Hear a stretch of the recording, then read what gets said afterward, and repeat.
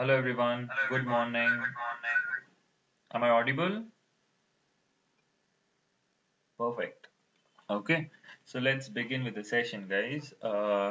So in yesterday's session, what did we discuss here? In yesterday's session, we understood what are methods, correct?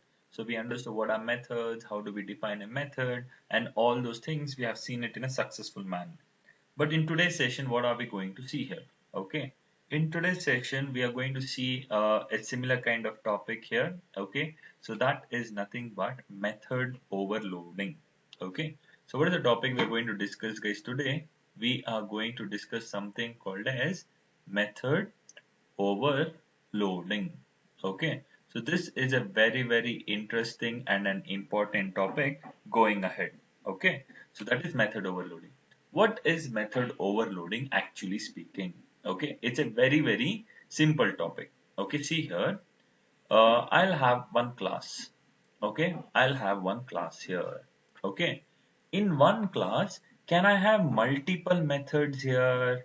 Your answer is yes. In one class, I can have multiple methods here. I can have any number of methods here. But my question is, in one class, can we have multiple methods with the same name? Can I have many methods with the same name? Possible. Okay. We can have multiple methods with the same name, but there should be some kind of difference with respect to their arguments here. Only then we call it as method overloading. Okay. So what did I tell here? I will explain it to you in a beautiful manner over here. Okay. See here, guys. I'll have a beautiful class here. See, I'll have class name is demo. Okay, open curly braces and close curly braces.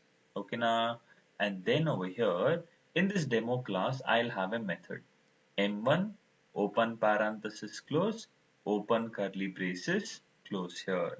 Okay, just the I have one main M1 method. Similarly, I'll also have one more method. Okay, imagine this method name is M2 method. Is this a syntactically valid program? Absolutely yes. I have one class here. I have couple of methods with different names. So it's absolutely valid here. But what is the topic we are going to discuss now? We are talking about something called as method overloading. Okay, so what is method overloading here? Just have an observe here. Okay, just observe, just ignore the second half and just concentrate on the first half here. Okay, what is method overloading here? Method overloading is nothing but in a class. Okay, we are having multiple methods with the same name but difference in arguments. Okay, so this is called as method overloading. In one class, we can have any number of methods here with the same name, possible, but there should be a change in the arguments here. When I talk about change in arguments here, I need to satisfy at least one of those three rules which I have specified over here. That is, there should be a change in the number of arguments. If I have multiple methods with the same name, right? Okay, so I need to satisfy either one of these three rules. Okay, so these three rules are change in the number of arguments, or change in the data type of the arguments, or change in the order or the sequence of the data types. Okay, either one of those three rules I need to satisfy. Only then we call it as method overloading. Okay, can we see this program in a beautiful manner here? Yes, absolutely here. So now here, okay, is this absolutely valid program? We need to analyze. Okay, so now what is method overloading? In a class having multiple methods with the same name. Okay, in one class we are having multiple methods with the same name, but there should be a change in the arguments here. How many number of arguments? 0. How many number of arguments? 0. There are no arguments at all. Okay. What is the, if the number of arguments are same, there should be change in the data type. Is there any data types? No. Is there any data types? No. Then how will I check the sequence? I cannot check. I cannot check. Therefore, this is an invalid class here because I told you that we can have multiple methods with the same name, possible, but we need to follow certain rules here. But I'm not satisfying either one of those three rules. Even one rule I'm not satisfying. Therefore, it is invalid. Now what I'll do, therefore, I will just write it as, okay, int x over here. Okay. Now, is this valid? Yes or no? 100%. How? Sir, in a class having multiple methods with the same name, but difference in arguments. Okay. When I tell difference in arguments, how many number of arguments are there?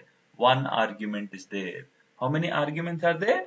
Zero. Is there any change in the arguments? Yes. Therefore, it is a valid class. Okay. So in one class, when I have multiple methods with the same name, there should be a change in the number of arguments. Is there a change in the number of arguments? Yes. Therefore, it is a valid class. Okay.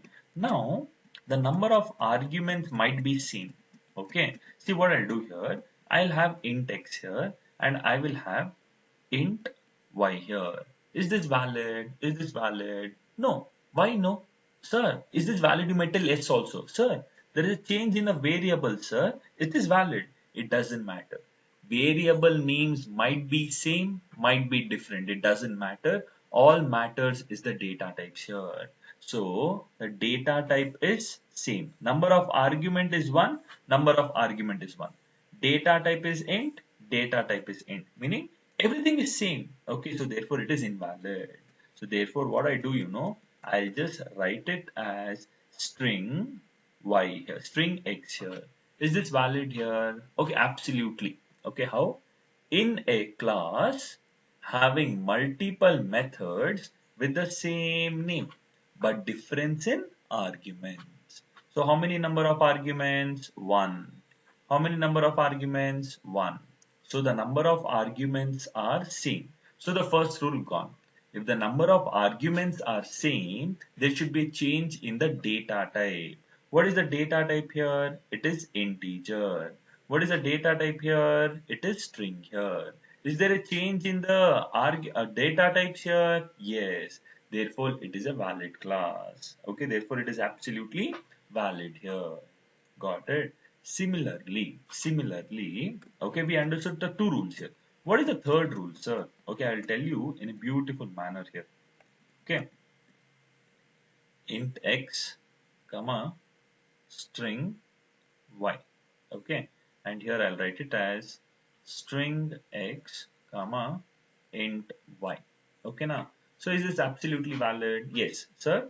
In a class having multiple methods with the same name but difference in arguments. How many number of arguments over here? 2. How many number of arguments over here? 2. The number of arguments are same. Okay, if the number of arguments are same, there should be a change in the data type. Okay, what is the data type here? One integer and one string here. We have one integer and one string. Here again, one string we have, one integer we have. Meaning the number of arguments are also same. The data types are also same. One integer, one string.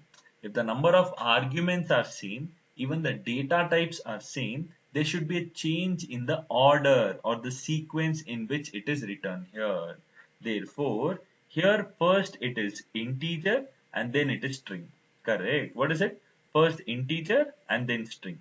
But over here it is string and then integer. So there was a change in the order of the data types here. The first method, it will be int and double. Imagine. Okay, sequences. First integer and then double.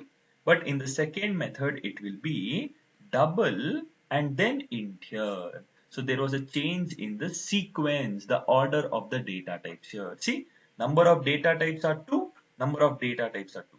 Okay, here again the data type is int and double. Here also it's double and int. So data types are also same, number of arguments are also same, but look at the order, the sequence. Here it is int and then double. Here it is double and then int here. So this is called as method overloading. Okay, so just go back and read out the definition here. What is method overloading here? Method overloading is nothing but in a class we are having multiple methods with the same name. Okay, we are having n number of methods with the same name, but once we have so many methods with the same name, there should be a change in the arguments. When I tell change in the arguments here, we need to follow at least one of those three rules, meaning there should be a change in the number of arguments or the data type of the arguments or the sequence or the order in which the data types are written. Only when I satisfy these three rules, method overloading will be an absolutely valid data. Clear? So this is all about method overloading. We have a couple of notes here which we will be talking about a bit later. Okay. As of now, let me start implementing it practically over here. Okay. So I've already opened Eclipse. Okay, so it's already ready. Okay, so now to work around with Eclipse, it's a three-step process. We know that three-step process, right? What is it? We have to create a project, package, and class here. Okay, so let me create a project here. Okay, see below file, there's a new option. Click on new, and I have to create a Java project. Okay, I have to create what? A Java project, and the Java project name will obviously be method overloading.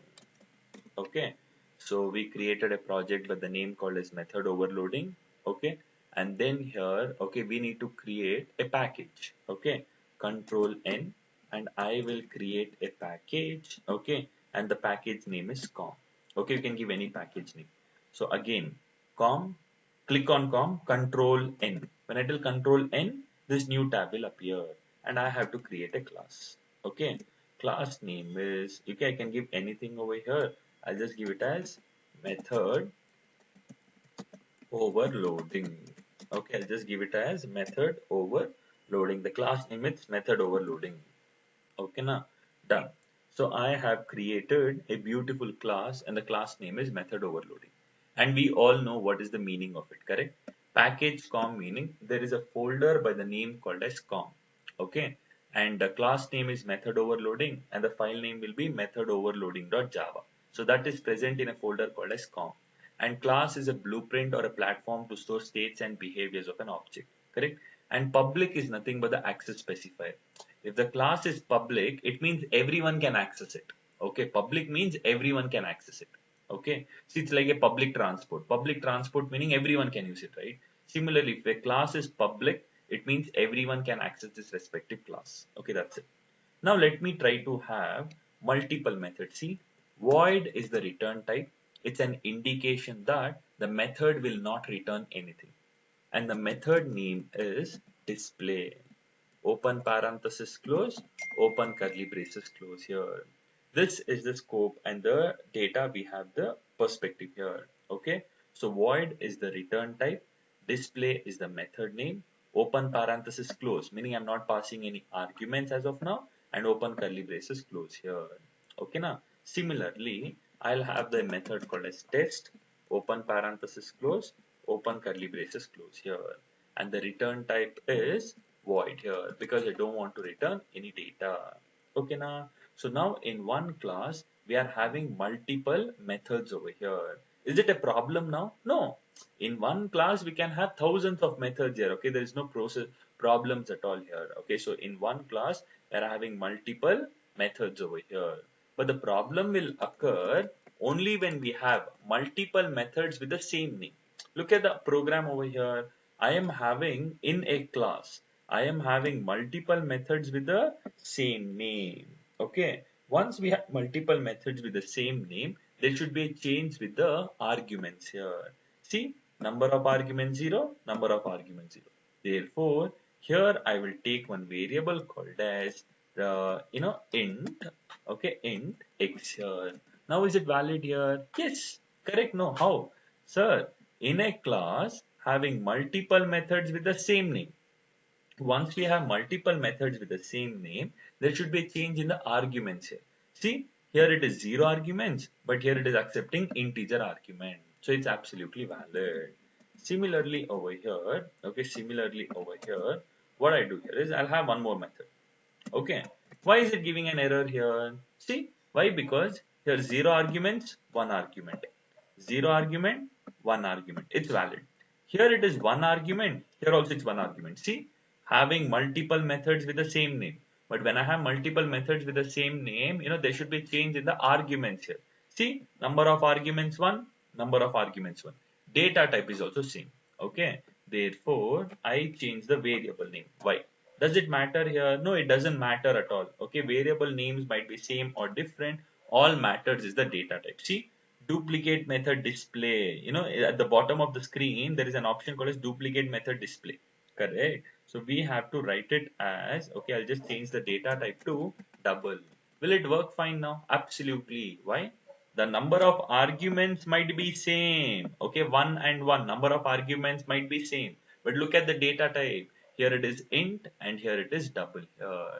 Got it. So when I have multiple methods with the same name, there should be a change in the number of arguments, that is the length or the data type of the arguments. What if I have multiple methods with the same data here? See, here I'll have int and string. Here also I'll have int and string here. So it's a problem again. Why? It's a duplication of method over here. Okay, duplication of methods cannot be there. Now you'll tell, sir, change the variable name, sir. Okay, I change the variable names here. X, Y. Does it matter here? No. The data types, as I told you here, always the data type will play a role here.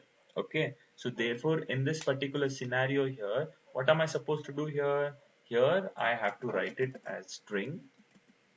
Okay, I'll write it as string and here I'll write it as int here. Will it work? Absolutely. See, now the variable names might be same, might be different, it doesn't matter. Okay, so this is what we are supposed to understand over here. Got the clarity, guys? So we are having so many methods with the same name, but there was a change with respect to the arguments here. Okay, so this is what we are supposed to understand the data here. Clear? Perfect? Right. So now here, let me try to print the content here. Okay. So here, okay, I'll just write it as, okay. So I'll just write it as something, hello. Okay. Dabba fellow. I'll just write it as hello dabba fellow. Okay. So and here I'll just print the value of x here. Okay. And here also the same thing, I'm supposed to print the same x value. I'm supposed to print the same x plus I give a space and I print y, and here I print the x value plus give a space plus y, right? Okay, so this is what we are supposed to understand here. Okay, so now I go back here.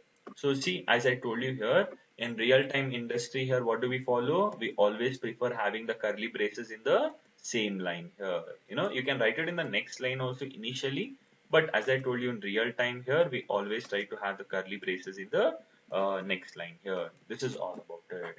Got it here? We have a simple class called as method overloading, and we have so many methods here. Clear?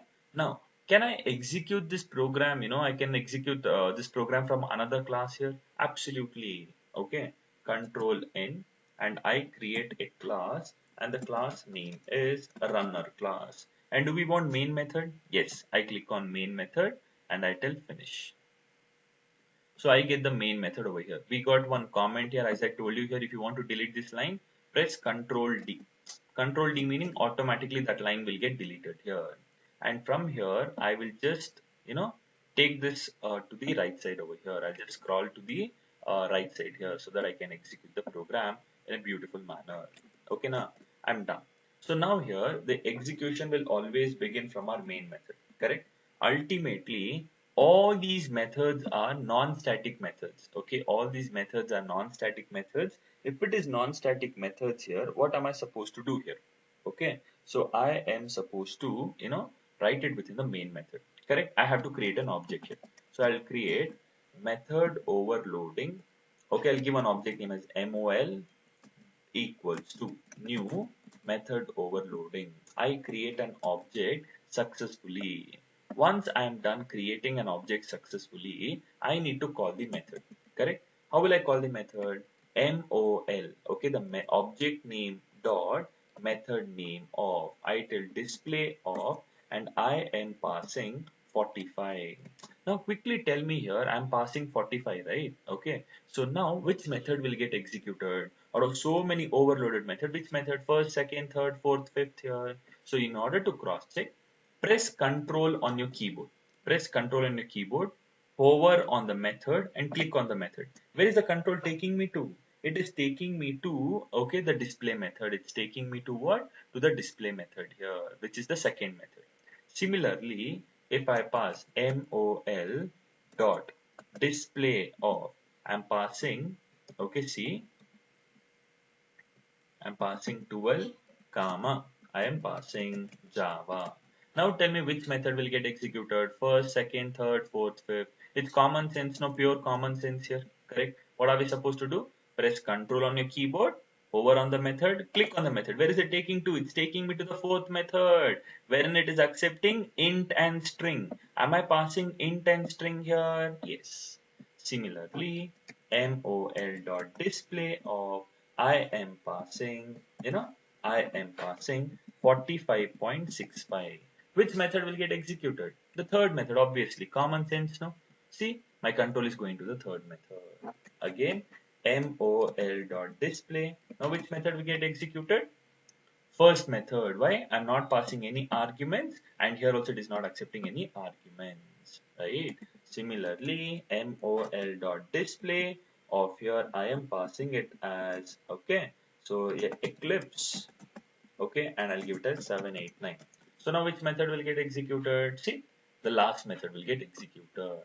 So this is called as method overloading. Okay. So now when I execute it over here, okay, so I will be able to get my expected content here. See, did I get the expected output? Yes, absolutely. I have got the output in the most beautiful manner here. Okay. So this is all about the entire process here. Got it, guys? So now this is called as what? Method overloading here. Clear? So now when I go back here to the definition, see here, what did we do here? In one class, we had multiple methods with the same name, but there was difference in arguments, and that was called as method overloading. So when I tell rules, there are three rules. There should be a change in the number of arguments, or data type of the arguments, or order or the sequence of the data types. At least one rule I need to satisfy. It's not that everything I'll satisfy, either one of those three rules here. Clear, everyone? Okay, so this is about method overloading. Got it? Everyone understood the process here? So now quickly tell me, do you all have any questions here? Okay, so you need to answer real quick. Any questions, anyone here? Okay, I'll talk about it. Okay, there's one question. What if the return type is different, sir? Okay, is it valid here? I'll talk about it. Okay, so I have those things in the note. I know that's human tendency to ask here. So see, have I written over here the third point in the note? Okay, I'll talk about it. Okay, before that, guys, anyone having any questions here apart from this here? Apart from this, any other questions here? Anyone?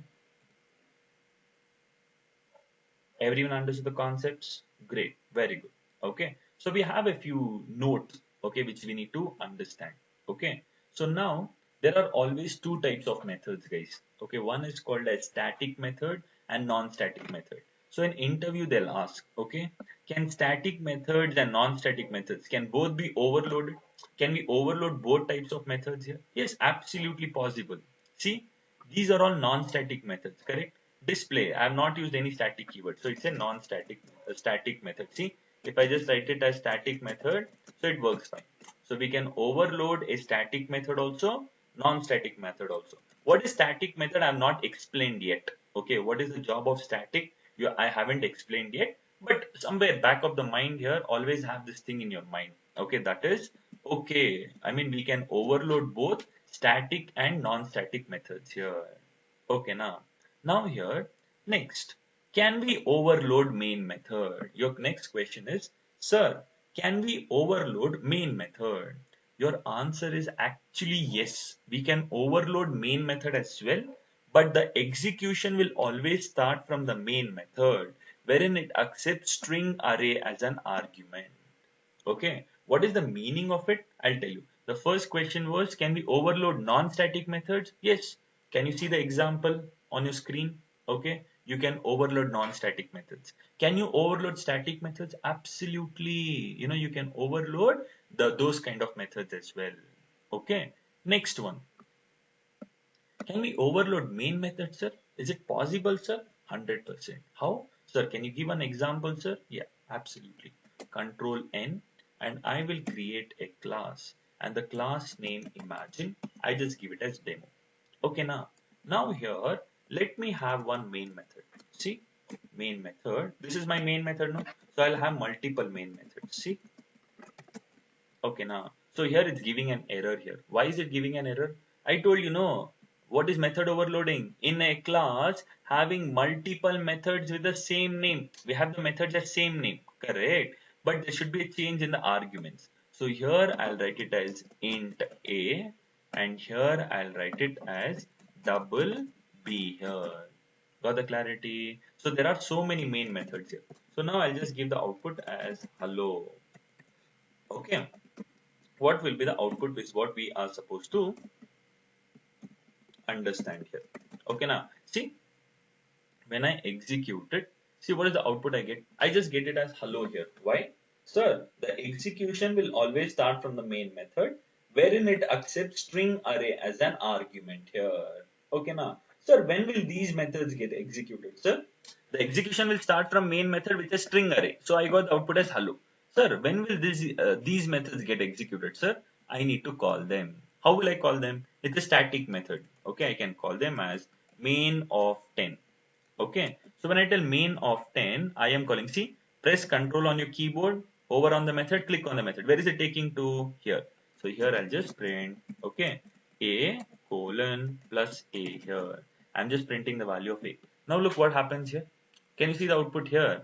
Hello, and then a10. What happened? See, the execution will always start from the main method with a string array. Hello will get printed, and I call main of 10. So main of 10 meaning this method will get executed, 10 will get printed. Again, I call main of, okay, 12.45. Now which method will get called here? See, and ultimately I'll write it as by here. Okay, so just look at the output here, what you will get now. So I'll just write it as, okay, so I'll just write it as this entire process here. So now when I execute the program here, okay, what is the output here? Okay, see what happened here? Hello, A10, B12.45, and then by. Sir, how, sir? I'll tell you. See, static methods can be overloaded. Can you see the live example on your screen? Static methods can also be overloaded, correct?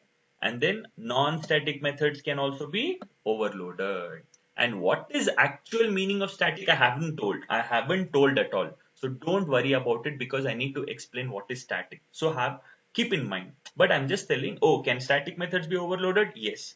Can main method be overloaded? Yes. Can non-static methods be overloaded? Yes. Your answer is yes for everything. Okay. So here the execution will start from this main method. Hello will get printed. Main of 10 meaning I call this method a value is 10. So 10 will get printed over here and the control will go back. And then main of 12.45.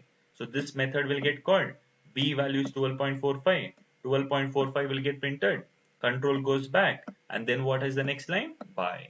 So therefore, even main method can be overloaded. But why am I calling it directly? Because it is static. That we will understand in tomorrow's session. What is the actual meaning of static? Okay, now. So this is what I just wanted to explain. Correct? Can static methods be overloaded? Yes. Non-static? Yes. Main method? Yes. But whenever there is string array as an argument, this is wherein the execution always starts from. Correct? And there's a third question. Sir, what if the return type is different? Return type might be same or different. It doesn't matter. Okay? Return type might be void, it might be int, it might be string. It doesn't matter. Okay? But if you have method names as same, it's overloading. But I told you yesterday, if a method is returning something, you need to store it and print it. Okay, if a method is not returning anything, don't store it nor print it. Got it? So if I'm giving you something, okay, see, common sense now. If I'm giving you something, you will store it. If I'm not giving you something, if I'm not giving, what will you store then? Common sense no. So the return type might be same or different. Okay, it doesn't matter. And method overloading is also referred as compile time polymorphism. We are already done with polymorphism actually, but I haven't told this is only compile time polymorphism. So when we talk about polymorphism concept in detail, I'll talk about this topic again. So this is all about method overloading concept, guys. So whatever is on the screen, okay, if you study that, that's more than sufficient. And I'll tell you here, this is one of the favorite question for interviewers. Okay, what is method overloading? is one of the favorite questions for all the interviewers. Even if I am taking an interview here, I'll definitely ask this question. Okay, it's like, it catches the eye here. Okay, so make sure you are strong enough in this particular concept here. Clear? Perfect. I hope you all got the clarity about method overloading. Perfect, guys. Do you all have any questions here? Okay, if no questions, we'll go ahead with a different topic. If not, I'll give one more example and then we'll talk about it. Okay, so any questions, anyone as of now? Quickly answer so that we can go ahead. Any questions, anyone, guys?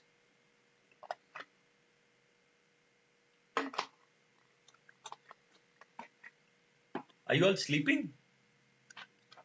No, right? Oh, thank you. I'm getting responses now. Okay, very good. Right. Okay. Perfect, guys. Very good. Very good. Very good. Okay. So we all got the clarity about what is method overloading. Okay, now. So I'll be talking about this concept once again when I do polymorphism. Okay. Probably, 15-20 days later. Okay. When I do polymorphism concept, I'll be talking about it again. But yeah, we'll have patience for it. Okay. So yeah, great, guys. Okay. We understood method overloading in a beautiful manner. Okay. Now here, sir, what is the next concept which we are going to learn today? Okay, so the next second half is we are going to learn about something called as scanner. Okay, what is scanner? Everything we will understand in a beautiful manner now. Okay, this is again, okay, very important topic. Okay, so let us try to talk about this in a beautiful manner. Okay, so now here we have something called as scanner. Okay, now what is scanner, sir? Okay, whenever you talk about scanner, okay, scanner is a predefined class. Okay, what is scanner? It's a predefined class. When I tell predefined class, it is already existing.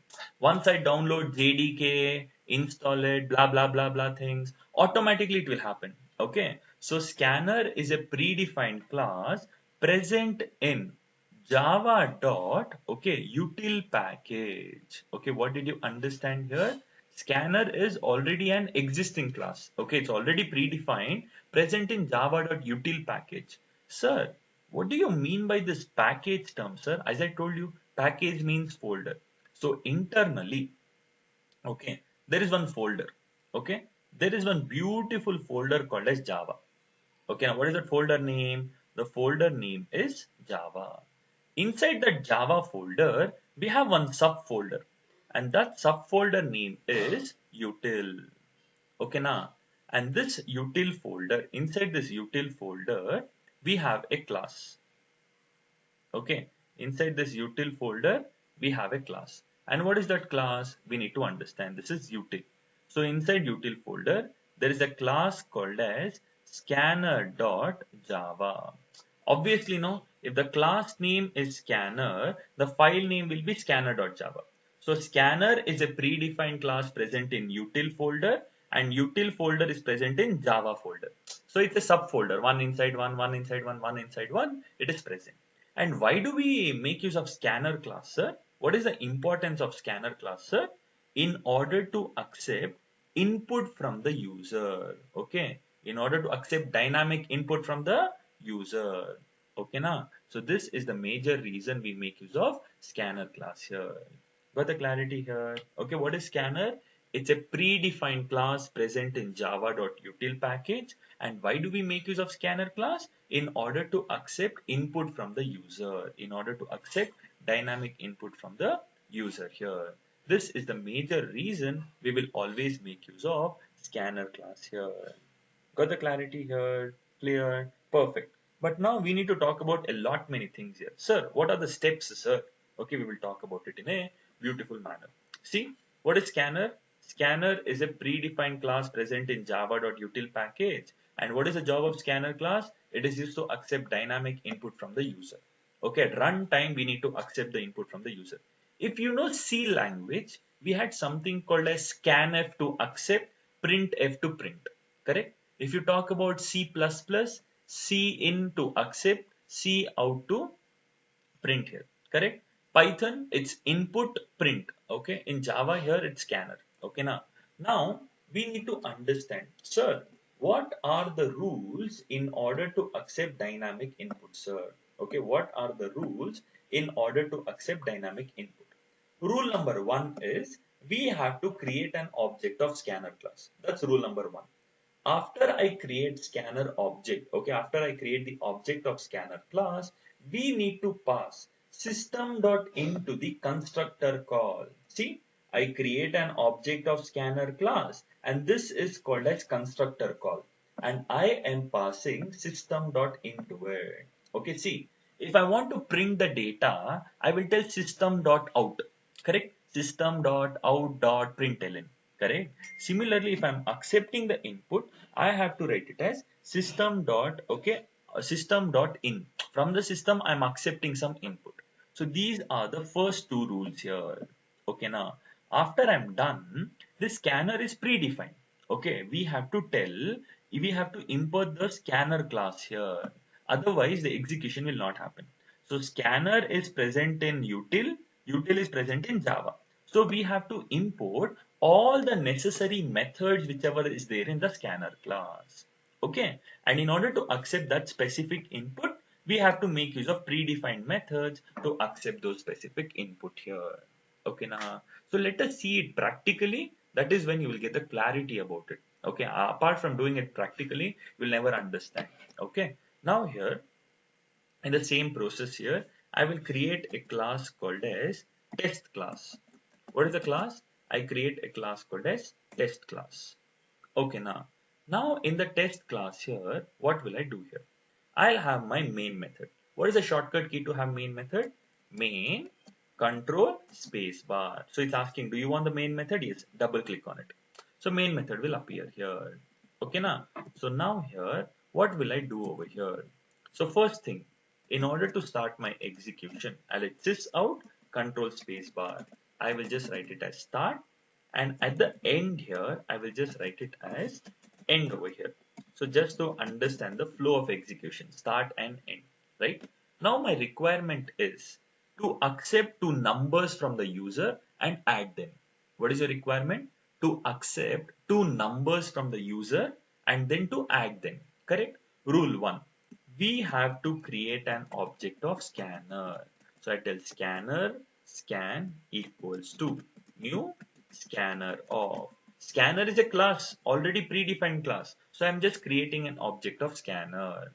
Once I'm done creating an object of scanner, rule 2. What is rule 2?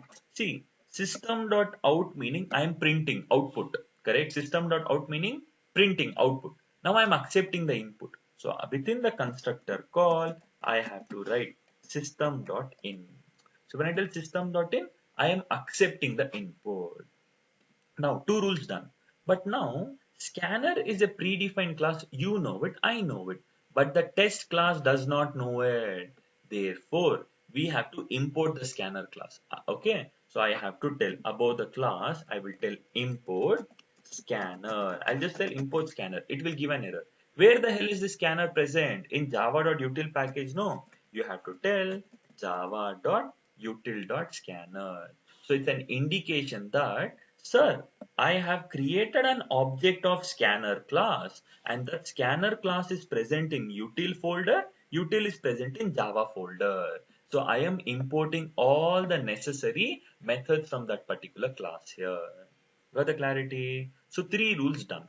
Okay, we created an object of scanner, we passed the system.in and we have imported it successfully. Now here, I want to accept some input. Okay, I want to accept some input. So what will I do here? Sys out. Okay, I'll write enter the value of A. Enter the value of A. So now here I'll tell scan is the object name. See, guys, scanner is a class. In that class, there'll be lots of predefined methods here. Non-static methods. How will you access non-static method? After object creation. Scan dot, we have a method called as nextInt. What is the job of nextInt method? So the job of nextInt method is to accept the input from the user. Okay, now see, look at the output, guys. What will be the output here? When I tell enter, just look at the output here. See, start got executed. Okay, start got executed and then enter the value of A. So what does it mean? So the execution started from your main method, correct? Start got executed and you created an object of scanner because you wanted to accept dynamic input, and enter the value of A is also printed. Now when I tell scan dot next int, it means the console is waiting for some input to be given.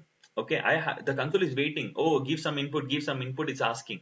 Enter the value of A. Okay, I will enter the value of A. That is 10. Enter. As soon as I tell enter, enter. End here. How? So when I tell scan dot next end, the console is waiting for some input to be given. Okay. So as soon as I give some input here, that input is given, but I'm not storing it at all. I have to store it into a variable called as A, and the type of A will become int only. Why? See, enter the value of A, and whatever input I give here, that input will get stored into A, that is of type int here. So now when I execute it over here, okay, see here, enter the value of A. As soon as I give 10, that 10, whatever input I gave, scan dot next in, meaning I gave 10. The 10 got stored into A here. Similarly, I want to accept B value. How will I accept? Sys out, enter the value of B here. I tell enter the value of B, meaning I want one more input. So I tell scan dot next end. Okay. So when I tell scan dot next end, I will accept the input, but I have to store it into one variable. No, after accepting it, I store it into B. What will be the type of B here? Obviously, it's int. No, I'm telling next int. I have accepted one int and stored it into B. So here I have to just print the sum here, that is A plus B. So now when I execute it, look at the process here. Start, enter the value of A 5, 10. Can you see 15? I get the output in a beautiful manner. Got it? If you don't want, you can delete the start and end. Okay. So this is the simple program. See, you created an object of scanner, passed the system.in, and you imported it. Correct? Now, enter the value of A.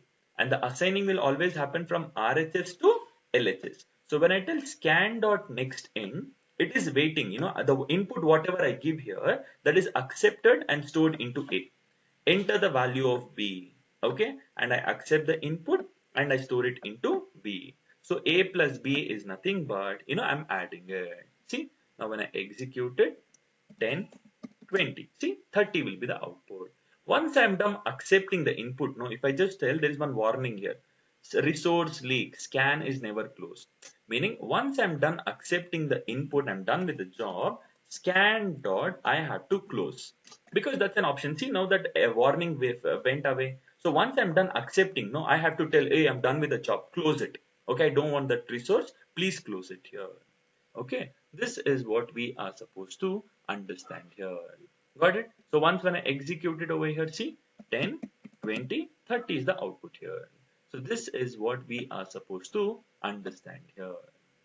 Okay, now here, okay, so we have one placed candidate, guys. Okay, so he wants to share his experience. Okay, what is the process he went through? Okay, so we'll just talk, look out for this experience here. Okay, Vignesh, you can go ahead. Vignesh, can you hear me?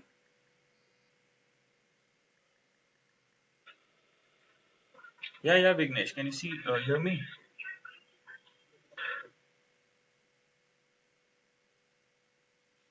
Yeah, Vignesh, you can ask the place candidate to talk about his or her experience here. Yeah, we can hear you.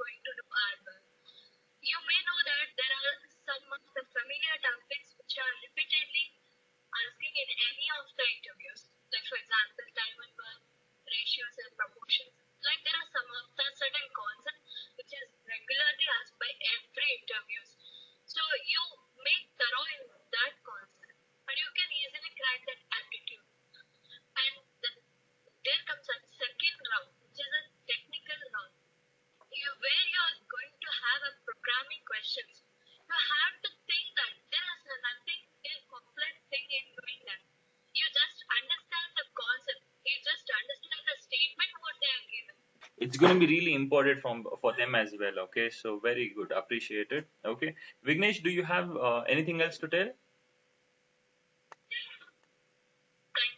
Perfect, perfect. Okay, great guys. Yeah, yeah, yeah. Go ahead, Vignesh.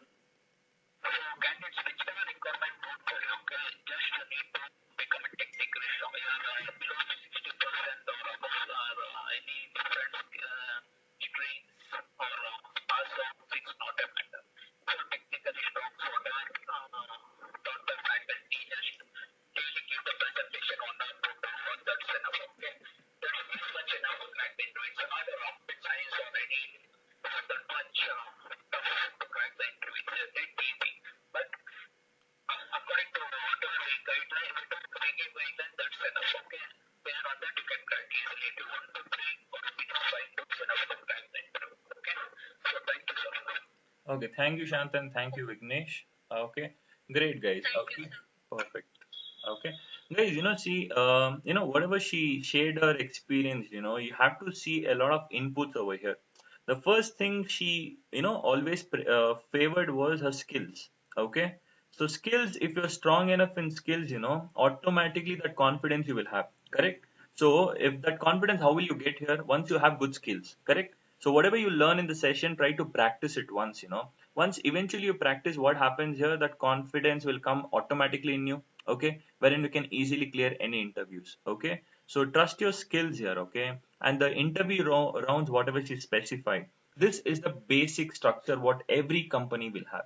First round aptitude, second round programming, third round technical face to face, and fourth round it's going to be HR round. So this is the schematic structure they're going to follow in majority of the companies here. Okay. So make sure, try to learn it properly. Oh, aptitude is a difficult, work on it. Oh, programming is a difficult, work on it. HR technical, talking, communication is difficult, talk about it. HR, talk about it. So eventually, see, it takes time for me to complete Java as well, right? We're almost done with 25 to 30% of Java, correct? So now it's time for you to start preparing from now only, so that once we are done with 60 to 70 percentage here, you can easily attend interviews and clear it. Okay. So, and one more point, what she mentioned was, okay, percentages will never matter over here. Okay. I told you on day one, okay, I'll tell you even now. Okay. Your percentage is not going to play a role in getting a job, guys. It will play a role to get interviews. Okay, great. But to clear the interview, will your percentage matter? Absolutely no. Okay, your skills is going to get mattered over here, and that is wherein you're going to convince the interviewer and clear the interview. Okay, so I'll keep on guiding you, I mean, don't worry about it. Okay, so perfect. Okay, so whatever she told, it's absolutely good here. Okay, she shared her experience here. Okay, so make sure utilize it. Okay, and one more thing, whatever mistakes you make in the interviews, right? Initial interviews, learn from your mistakes here. Whatever you did, okay, oh, this went wrong. Let me prepare it for the next interview. That is when you're going to be very, very skilled. Okay, you're going to be a smart person, not a dumb person. Okay, learn from your mistakes. Okay. Great, guys. Okay, so we're done with the scanner class. Okay, we'll talk about the topic back. We were talking about scanner, right? We know how do we accept. Okay, we know how do we accept integer input, and we know how do we accept integer input and store it and access it. Correct. Now here, similarly, sir, what if I have different types of inputs here? What will I make use of it? See, if I want to accept byte, short, int, long, I have methods such as next byte, next short, next int, next long. Okay. So these are the methods to accept non-decimal numeric value kind of inputs, and float and double to accept. Okay. Next float and next double is used to accept float and double values. Next boolean to accept boolean values. For string, we don't have something called as next string. Okay, we have a method, and that method is called as next or next line. Okay, so we have to either make use of next and next line, and I'll talk about one assignment later. Okay, now here we have a char meaning we don't have any specific methods for accepting char value. That's the reason here we have next method. Next method will accept a string value. Imagine it is Java. Dot char at of 0 meaning dot, what is the character at index position 0? That is nothing but j. So I'll be able to get the value called as j here. These are the different kind of inputs which you are supposed to be aware of here. Okay, so let me give you one more example here. Okay, so that it would be useful for you all. Okay, now imagine here I will have a class here. Okay, control N. I will create a class and the class name I will give it as, imagine it is employee. Okay, what is the class name I give? I give it as employee. Okay, now here I will have my main method wherein the execution will always begin from. Correct? Now here my requirement is I want to accept the inputs dynamically. So what is the rule number one? Sir, create an object of scanner, sir. Great. So I create an object of scanner. See, scanner s equals to new scanner, or I create an object of scanner. Okay, that's the rule number one. Okay, in order to accept dynamic input, mandatorily create an object of scanner. Rule number two, you need to pass system.in to the constructor call. It's like we are accepting the input. So we are supposed to write system.in here. And once when we create an object of a scanner and pass system.in, since it is present in some predefined package here, we have to import it. If we don't import it, the execution will never happen. So what am I supposed to do? I will hover on the scanner class and there is something called as import scanner. Click on import scanner. What happens? The scanner class will get imported. Got it? And then after that, if I want to accept, see, sys out, I will write it as enter age. Okay, I'll give a process called as enter age. When I tell age, okay, s dot next int, correct? We have a method called as next int which will accept an integer input and store it into a variable called as age. Correct? And what will be the type of age? It will be int only. Correct? No, common sense. No. See, enter age. I accepted the age and stored it into a variable called as age. Similarly, okay, I have to accept enter name. Okay, imagine I will accept the name. Which method we have? X dot next method. Next method will accept the string, okay, and he will store it into a variable called as name here. And what will be the type of name here? Again, it's going to be string. So in simple terms, see, enter name. H dot next meaning whatever input I give, that input will get stored into a variable called as name here. And then, okay, I will tell enter salary. Imagine it is enter salary. I will accept the salary. Which method? Next double. Next double will accept a decimal value and I will store it into a variable called as salary. And what will be the type of salary? Obviously, it will be double only. Okay. Once I am done with this entire process, okay, once I'm done with this entire process here, let me print it here. See, let me just print it over here. What is it? See, age colon plus age plus I will have name, concatenation, name colon plus name plus again salary colon. I'll just write plus salary. So this is what I'm trying to do over here. I'm just trying to concat the respective contents here. So now when I execute it, look at the output here. I have enter age. Age is 20. Name is, imagine it is John. And salary is 12.36. Now, can you see here? Age 20, name John, salary 12.36. Got it? So that way also you can do it. If not, you can add one more here called as slash n. When I tell slash n, it means, see, when I execute over here, see, look at the output what I get here. See, enter age 10, name, I'll write it as Dinga. Okay, salary is 1.2.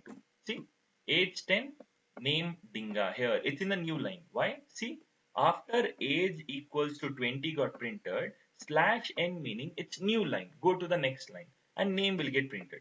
After that, if I write one more slash n over here, the control always goes to the new line here. So it's still, see, enter age 25. I write it as John. Salary is 1200.36.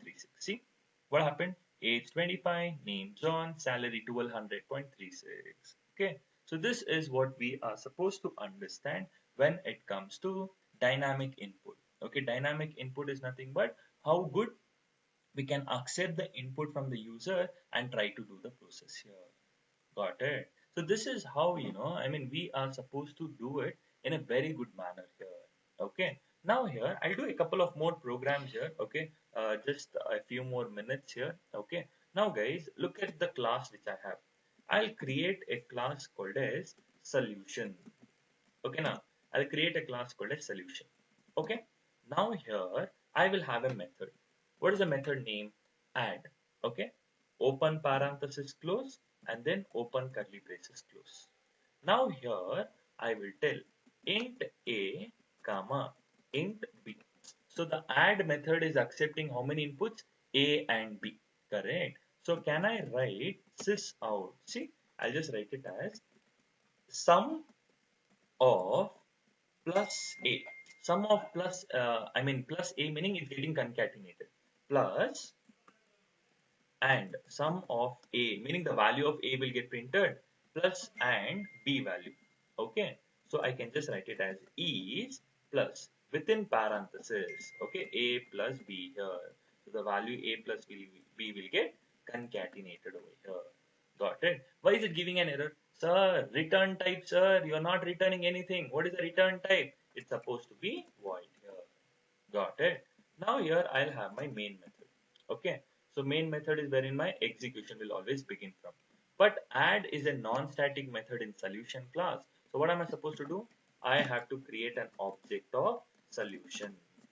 Okay now I'll tell s dot add of 5 comma 6. I'm passing two inputs.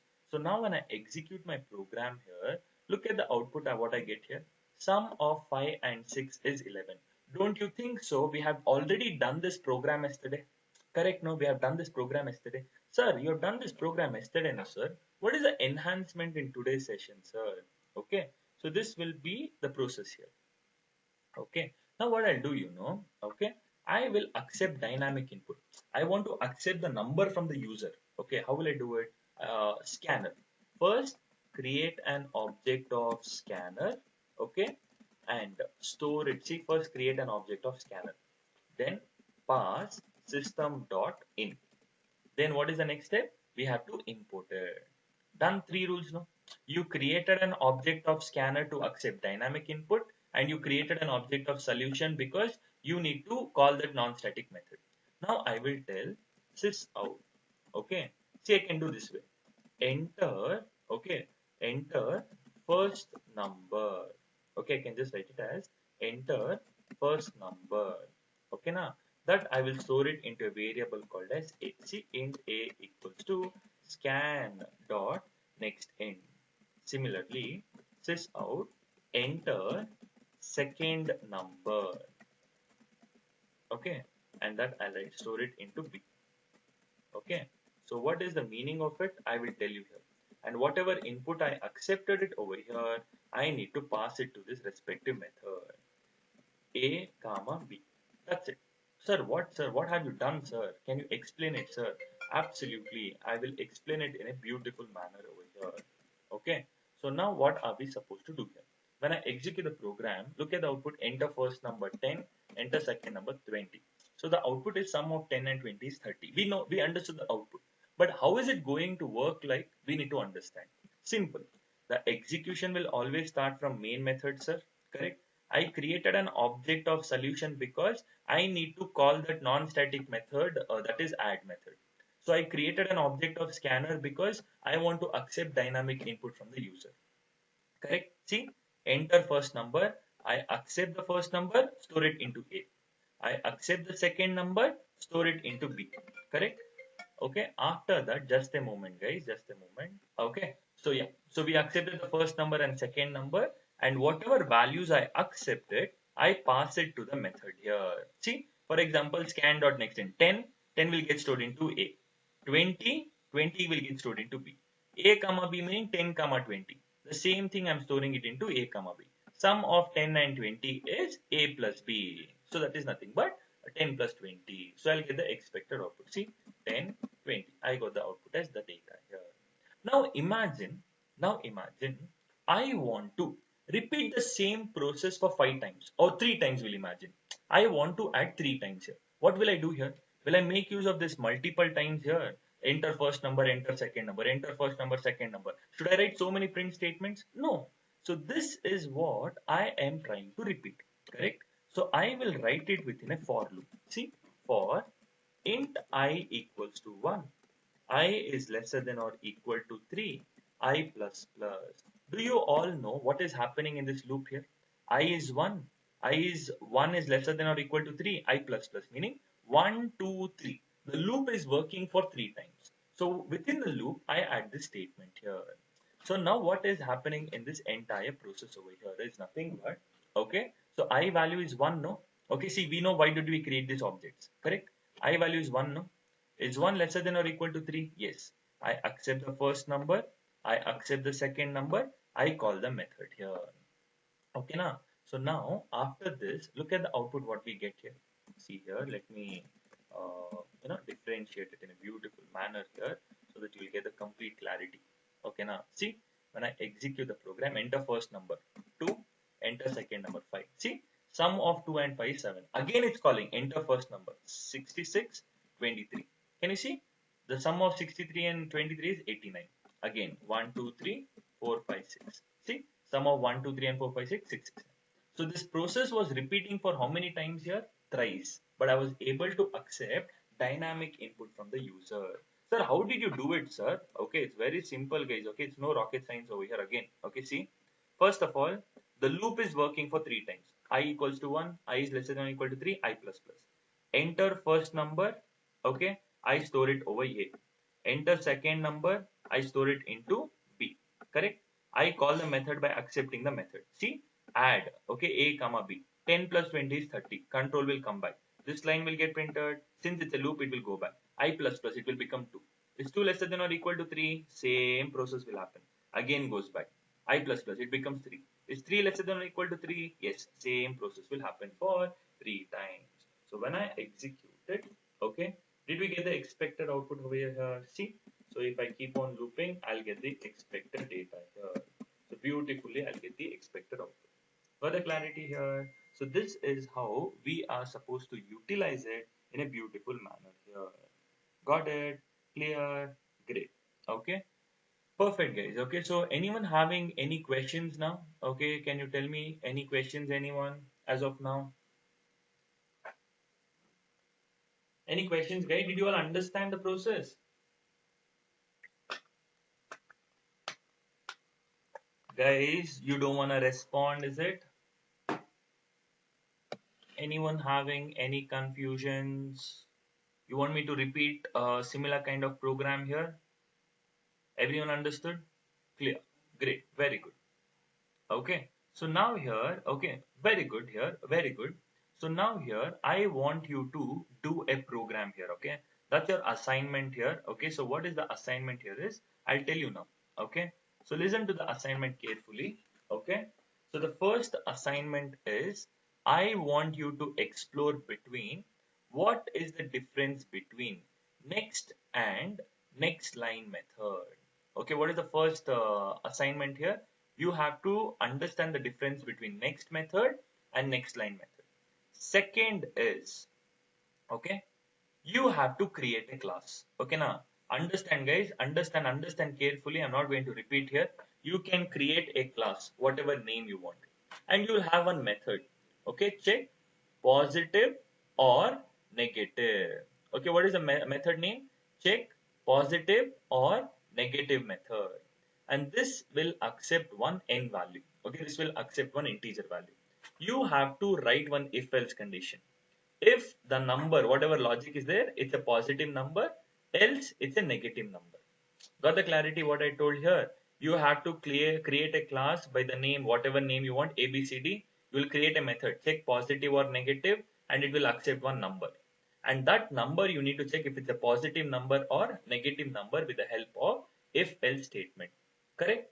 And you will have one more class. Okay? You will have one more class, and imagine that class name is, okay, solution class. Okay, you will have your main method as well. Clear? So now you need to call this method 5 times. Okay, 5 times, and you need to pass dynamic input to that method. For example, enter number. I give 5. Oh, 5 is a positive number. Again, I will call the method. Enter number -6. Oh, -6 is a negative number. Enter number. I'll give it as 8. Oh, 8 is a positive number. -9. Oh, it's a negative number. So this process has to repeat for 5 times over here. Okay, by accepting dynamic input. Clear? So I told one requirement. See, you will have one XYZ class. You will have a method called as check positive or negative. This is accepting one number and you have to write the logic within that method. Okay, that if it's a positive number or negative number. So in another class, you'll have your main method. Same thing, you'll create an object of this. You'll have one for loop which will run for five times. Enter number, whatever number I gave, you have to call the method and check if it's a positive or negative. So whatever same program I've done for adding of two numbers, no, you will do it for the same similar kind of program to check if a number is positive or negative. Okay, so cross check with that. If you have any doubts here, we can sort it out in the coming session. Clear? I hope I have told you both the assignments here, so try to explore it. Okay, now great guys. Okay, so if you have any doubts here, let me know here. We can try to sort it out. Okay, now perfect guys. Okay, so we shall wind up a session for today and catch up tomorrow with a new topic. Okay, so thank you all. Take care. Bye bye. Have a nice day.